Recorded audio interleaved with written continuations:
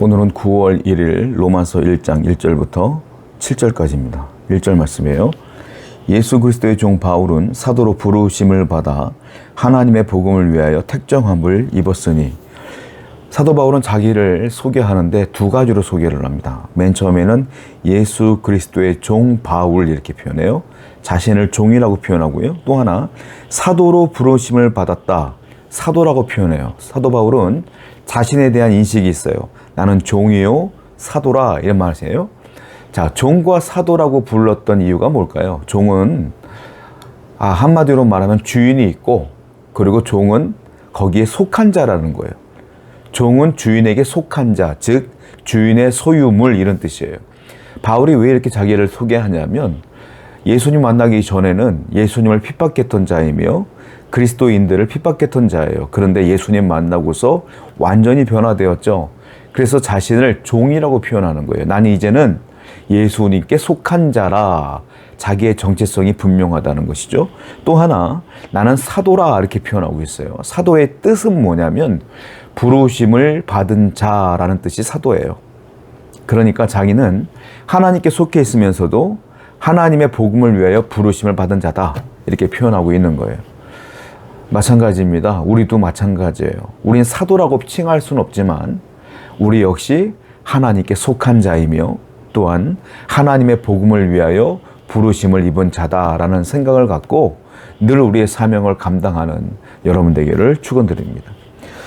2절부터 4절까지 볼게요. 이 복음은 하나님이 선지자들을 통하여 그의 아들에 관하여 성경에 미리 약속하신 것이라.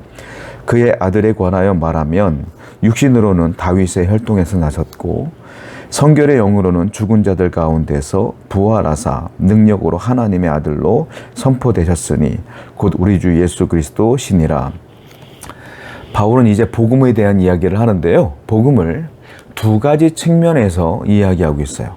자, 이 복음은 이렇게 표현하면서 5절 보니까 그의 아들에 관하여, 즉 예수님에 대한 얘기예요. 복음은 예수님이라는 거예요. 그런데 예수님에 관하여 말하는데 육신으로는 다윗의 혈통으로 났다, 이 말이에요. 육신으로는 다윗의 후손으로 오셨죠. 그런데 중요한 말을 또 해요. 6절을 보게 되면 영으로는 죽은 자들 가운데 부활했다, 이렇게 표현하고 있어요.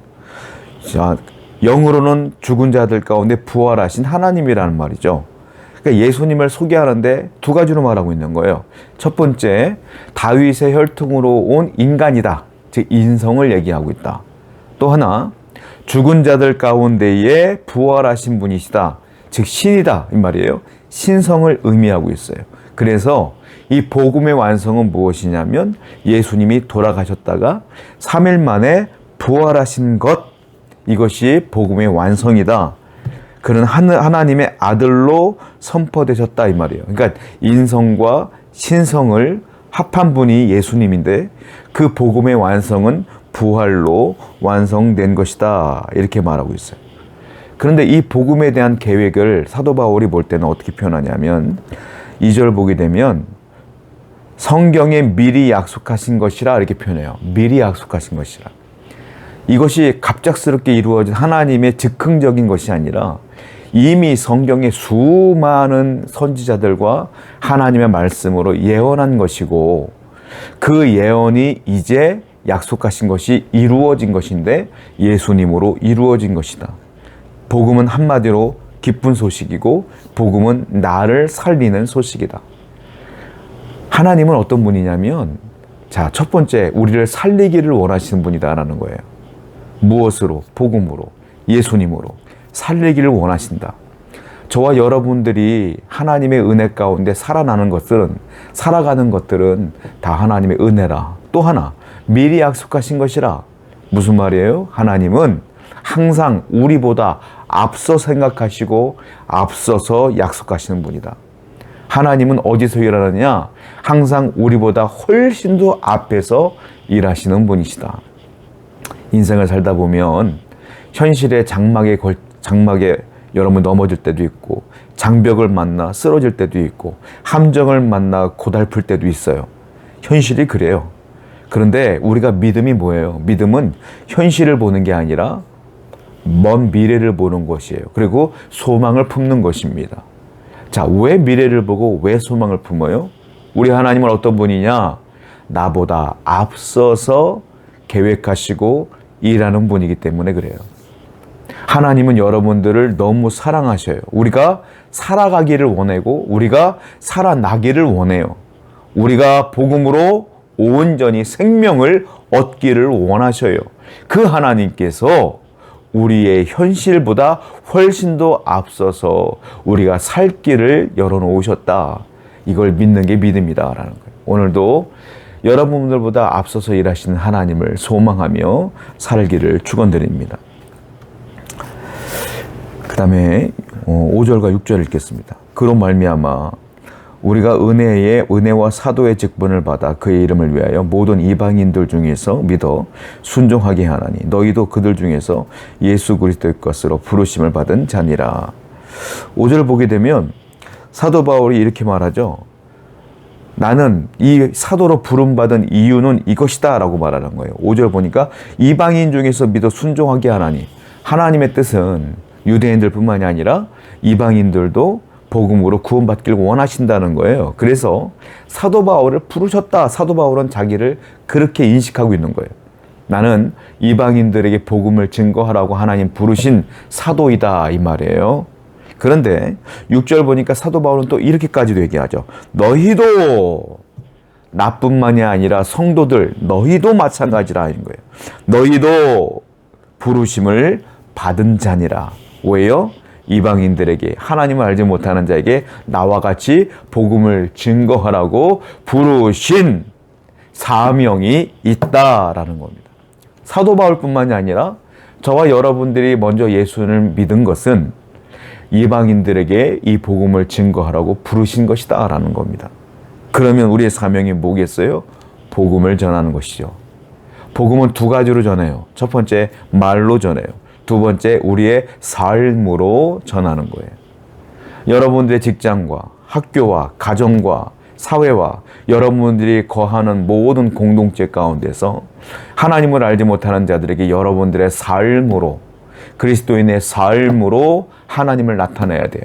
그리고 그들에게 이 말로써, 입으로써 예수님을 전해야 돼요. 물론 어렵습니다. 물론 힘들어요. 힘들고 어렵지만 해 나가야 돼요. 왜냐? 내 힘과 내 능력으로는 복음을 전할 수도 없고 복음대로 살 수도 없어요. 우린 죄인이기 때문에 그래요. 그런데 뒤에 마지막 절을 보니까 사도 바울이 우리에게 이렇게 얘기합니다. 7절. 로마에서 하나님의 사랑하심을 받고 성도로 부르심을 받은 모든 자에게 하나님 우리 아버지와 주 예수 그리스도로부터 은혜와 평강이 있기를 원하노라. 앞에는 계속 나는 사도다, 나는 종이다, 너희도 똑같이 나와 함께 부르심을 받은 자다 라고 얘기했어요. 그런데 우리가 부르심을 입은 자로서 삶을 살기도 어렵고 복음을 증거하기도 어렵잖아요. 그런데 7절에 해야 되는 이유가 나오는 거예요. 뭐예요? 그리스도로부터 은혜와 평강이 있기를 원하노라. 너희는 할 수 없지만 주님이 은혜를 주시면 가능하다 이 말이에요. 성도에겐 뭐가 있느냐? 하늘로부터는 은혜가 있다. 그리고 그 은혜로 우리가 부르심을 입은 자로서의 사명을 감당하다 보면 무엇이 있느냐? 평강이 온다. 이 평강은 어디서부터 오는 거예요? 하늘로부터 오는 거예요. 세상의 평강은 들어왔다 나왔다 들어왔다 나왔다 해요. 세상의 평강은 내가 잘 되면 좋고요. 안 되면 또 평강이 사라져요. 그런데 하늘로부터 오는 평강은 유지되고 계속적으로 하늘날 갈 때까지 머문다 내 안에. 근데 그 평강은 어떻게 돼요? 내가 은혜로 살아갈 때 그 평강이 머문다. 오늘도 우리의 사명을 잘 감당하시고 하나님의 은혜를 구하셔서 여러분 인생 가운데 평강이 넘쳐나기를 축원드립니다. 기도하겠습니다. 하나님, 사도 바울처럼 우리도 부르심을 입은 자의 사명을 감당케 하시고 하나님의 은혜를 경험하고 하나님이 주시는 평강을 누리게 하여 주옵소서. 예수님의 이름으로 기도드렸습니다. 아멘.